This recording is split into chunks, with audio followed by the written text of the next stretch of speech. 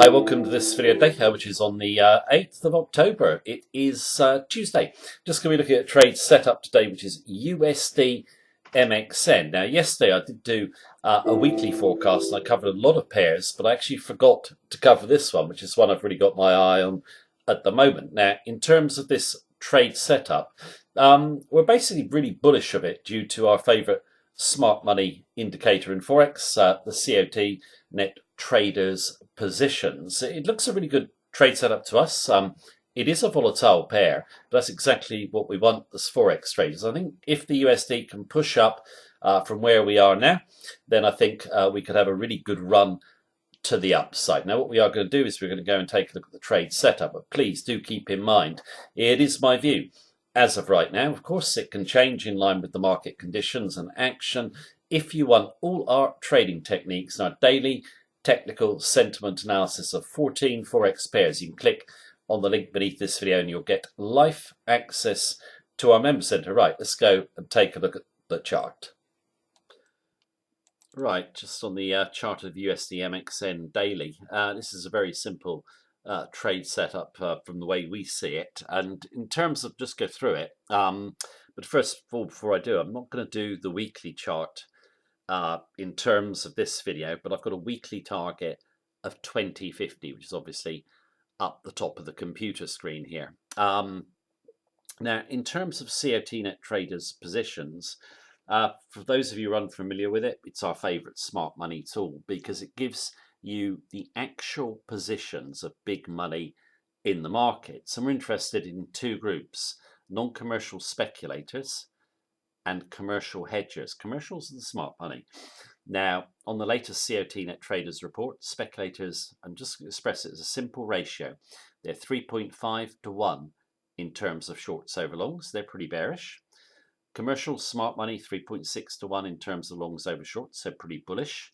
The divergence is 7, and that's quite a big divergence in this pair, which is giving us clues that it's probably going to break in favor of the commercials. Now, in terms of, we look at the fundamentals and sentiment behind the chart, I personally see fundamental sentiment as bearish for the peso, bullish for the USD. Now, in terms of the Mexican economy, first of all, that's peaked and is slowing up, okay?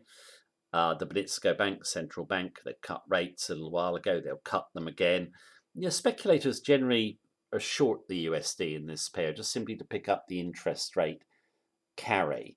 And I think, yeah, a lot of speculators are short because, you know, they're not seeing trade wars as big an issue as it is, in my view. They're too optimistic about a solution. Now, we do have slowing global growth anyway, aside of trade wars, which is bearish for the MXN.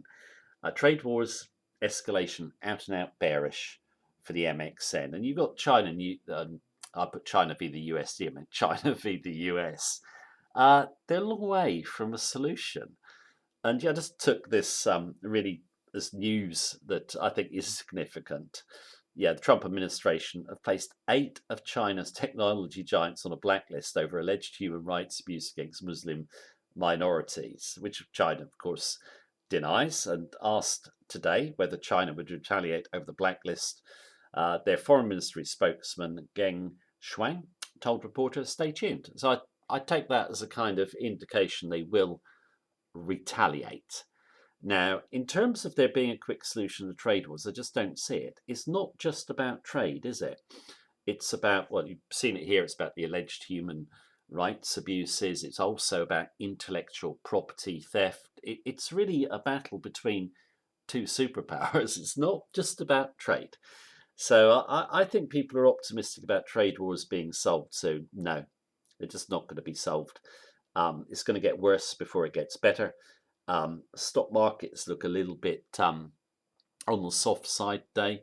So I think that all points to the USD going higher from our perspective. Now, in terms of this pair, the way we've been trading it, we did get a nice trade up there. We broke the 20-day moving average, the green line. We sliced it out, got stopped out. When we accumulated here, we had another go, got stopped out. And now we've just come back in.